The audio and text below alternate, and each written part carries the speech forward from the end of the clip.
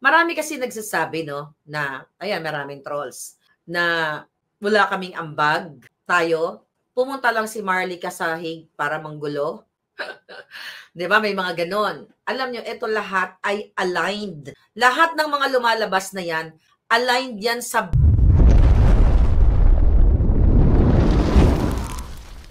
Bangag Administration at sa makakaliwang grupo. Gumapang na po ang makakaliwang grupo at mga Marcos Bangag sa pamamagitan ng mga taong nasa Hague at mga nasa Pilipinas na dinadala yung kadyutahan dito. Kailangan ko kasi kayong igisingin ang inyong mga diwa. Kasi I was there. Okay? Okay? Nandoon po ako, mga kababayan. Okay? Nakakaiyak dahil maraming gumagamit sa ating Pangulo. Yung mga gumagamit na taong ito yung mga iba sa kanila ay naglingkod kay Pangulo.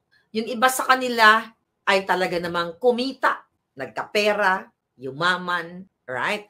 Yung mga nasa Hague, okay? Ito lamang sila ay mga, ang sabi nga dyan, ang term nga dyan ni Baste, di ba, katulad kay Tory, mga iro lamang, mga aso.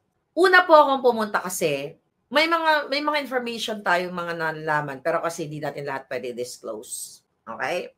Meron kasing mga pumunta sa The Hague na vested interest lang, na galing sila sa Pilipinas. Vested interest lang na oo, they are for Dutertes. Maraming ganun na para kay Pangulong Duterte. Maraming ganun na akala talaga natin para kay Pangulong Duterte, pero meron silang pansariling interest. 'Di ba? Lalo na kung may kailangan, meron kang gustong gawin na pagkakitaan mo, 'di ba? Or binibigyan ka ng pondo, madali lang sila magsabi na I am for Duterte, gagawa ka ng effort, gagawa ka ng drama, na ganito ganyan, na para ka kay Duterte, pero may vested interest ka. Kaya nga ang pag-uusapan natin dito is double agents. Ang iba dyan, pwedeng bigyan ng award, kunyari, pero ang totoo, they are for vested interest. Bakit kamo? May mga nagsasabi, Marlica, akala ko ba bati-bati na? Bati naman na talaga, pero kailangan yung malaman yung punot dulo ng yung ugat kung bakit nagkakaganito tayo. Kung bakit, alam mo, sa mundo ng politika natutunan ko, talagang hindi matatapos yung ganitong hidwaan. Dito matatapos. Kaya nga, di ba, si Inday Sara at saka si Bangag, akala natin, sila ay nag-unite na. Ano nangyari? Ano nangyari? Hindi ba tinraidor si Inday Sara? Hindi ba tinraidor ang Pangulong Duterte? Alam nyo na yan, di ba? Pinalibing ang mga Marcos. Akala natin, kakampi natin. Ako, Marcos Bangag supporter at Duterte supporter. Pinalibing, nag-alyansa si Inday, nanalo si Bangag. Ano ang ending? Ngayon ay ginigipit. Okay? Ginigipit ang mga Duterte. Ako, ano nangyari sa akin? Ni pisong duling, hindi ako nangingi at hindi rin ako binigyan ng mga Bangag. Kasi ang aking pagsuporta, hindi naman nila inutos. Nung sinuportahan ko ang Duterte at Bangag, hindi ko naman sinabi na, oy, sinuportahan kita, baka naman. Walang gano'n. Like you, DDS Europe, like you, Hakbang ng Maisog, Europe, all over the world, lahat kayo, ang suporta ninyo ay para sa bayan, para sa mga Duterte, para sa mga Pilipino, na hindi man kayo inutusan, di ba? Hindi naman kayo inutusan na suportahan. Wala namang utos gano'n ang mga Duterte sa inyo. Kusa natin yun. It's the same thing sa akin doon sa Bangag, pero iba na ngayon. Right? Ang nakita ko doon sa Hague, okay? Yung mga unang pumunta, talagang meron silang vested interest. Nagbabantay sila kung ano yung mga galawan doon. Yung mga iba doon na mga pumupunta na mga bagets-bagets lang, yung iba doon kasi they're young and they're naive and uhaw sila. Yung iba uhaw sa limelight, uhaw sa atensyon. Sila lamang siguro ay biktima. Pero gusto kong sabihin sa inyo na infiltrate tayo ng Joma season team. Team ano ba tawag sa ng makakaliwang grupo. Mayroon dyan. Pero hindi naman pumupunta lagi sa dahig daw yung taong yan. Okay? Meron dyan. Kaya etong ginawa sa atin, kung bakit mayroong faction, mayroong eksena sa dahig, divide and conquer ito. Pero kailangan ninyong maging matalino. Kasi yung itong girl lalo na ito, okay? Lagyan natin siya ng code name, okay? Joma Season Group.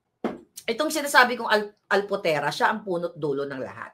Okay? Siya ang punot dulo ng lahat kung bakit nagkakaletse-letse ang samahan, ang mga nangyayari doon sa dahig. Kasi meron siyang vested interest. Personal. Madali pong magsabi na mahal mo ang mga Duterte. Ako hindi ko sinasabi na, oh, panatik ako sa mga Duterte. Wala akong ganun. Actually, wala akong pakialam sa mga politiko eh. Ano man ang pangalan mo. Ako, fanatic ako sa katotohanan. I am for the Filipino people. Hindi ko na kailangan mag-explain sa inyo.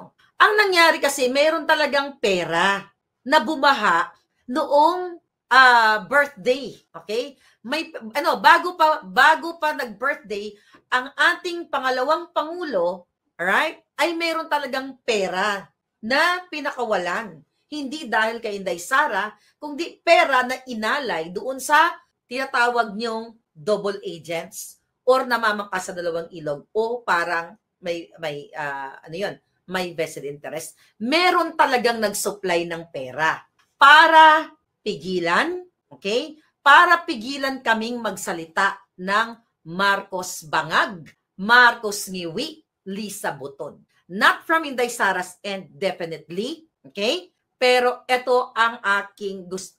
Kayo na lang yung mag-decide eh. Okay? Kayo na lang yung mag-decide. Kaya sinasabi kong, baka nagtatanong ako ng, baka nagpakimkim si Aimee. Okay? Hindi ko nakita yung pakimkim. Ipapakita ba naman sa akin yun pag nagbigay ng pera? Of course not. Alangan naman, tawagin niyo si Marlica, magbibigay tayo ng 30,000 euros kay ganito, kay ganyan. Walang ganon. Siyempre, itatago nila yan. Pero dahil sa tagal ko doon, mga kababayan, yun yung kailangan yung anggulong tignan. Gumagapang ang bangag. Okay? Gumagapang ang bangag. Gagamitin itong taong mga ito at yung isang mga bagets para sirain tayong lahat. And do you think, Inday Sara, ipipinpoint niya, hoy, ikaw, pukita ka, alputera ka, hindi maganda yung ginagawa mo. Inday Sara will not do that. Vice President yun eh. Hindi yun magpapakatsipanga. Nakita nyo? Kung magkakagulo man ang mga let's say, may mga individualism tayo kasi, individuality na, iba-iba yung ugali natin, alright? Meron tayong mga eksena na, maaari hindi nyo gusto yung bunganga ko dahil talagang bratatatatat. Hindi nyo gusto yung alindog ko. At alam ko kung sinong ayaw sa akin. Hindi ko rin naman kayo gusto. Diba? Quits lang tayo. Diba? Alright. Ito yung gusto kong malaman ninyo, yung anggulo na ito. Kasi nandoon ako, not day one, pero nung after, di ba, 2 beses ako pumunta doon, alam ko yung totoong kwento. May mga sensitibong bagay lang na hindi ko pwedeng ilitanya sa inyong lahat. Pero yung anggulo na napasok tayo ng Joma Season Group at ng Bangag Group, tandaan niyo sinabi ni Aimee Marcos na hindi niya kakalabanin ba yung kanyang kapatid. Wala siyang sasabihin. Ang binabanggit niya lang is Romualdez at si Lisa Canas. Pero nakakalimutan ninyo na yung kapatid niya ang presidente. Si Bangag Jr. dahil sa pagiging addictus benedictus, ang dahilan kung bakit ang Pangulong Duterte ay nakakulong. So, okay? 'Di ba? Alam naman natin na si Inday nagsalita na sinasabi niya na tama ba yung pagkaalala ko na bibit-bitin niya lagi si Aimee hanggat hindi ba nakakabalik ang Pangulo. Parang ganon yung tema. I forgot. Hindi pa ako nag-review. Basta parang ganon. Hayaan natin si Inday Sara kung ano yung kanyang strategy, kung ano yung pag-uusap nila. Pero tandaan ninyo na mayroong hindi lang isa, may mga tao mula sa Pilipinas, mga kababayan, na nagkikreate ng division para guluhin kayo. Alam nyo ba, kausap ko si Spokes Harry few hours ago. Ano ang sabi sa akin? Marlica, nakakalungkot. Nung kahapon ba yun? Hindi ngayon kapon. 4 lang daw sila dumating doon. Okay, nakakalungkot kasi konti na lang yung tao. Dumating si Congressman Polo, wala na ako doon 'Di ba? 4 na tao, konti na lang daw sila.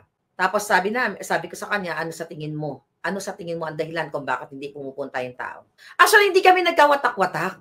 Wala pong nagkawatak-watak. Dahil sa trato ng mga tao doon na feeling nila sila yung nauna doon. Yung trato sa mga bumibisita from all over the world na hindi sila friendly. Pag may mga nakikita ko yun pag may nagpapapirma kay Inday Sara, akala mo sila yung protocol. Wala namang protocol doon sa Hague. Walang inimpose ang Office of the Vice President na kontrolin yung mga taong nagpapaperma at may magbida-bidahan doon. Wala pong ganun. Okay? So kaya nga, talagang binubuo na natin na meron talagang divide and conquer.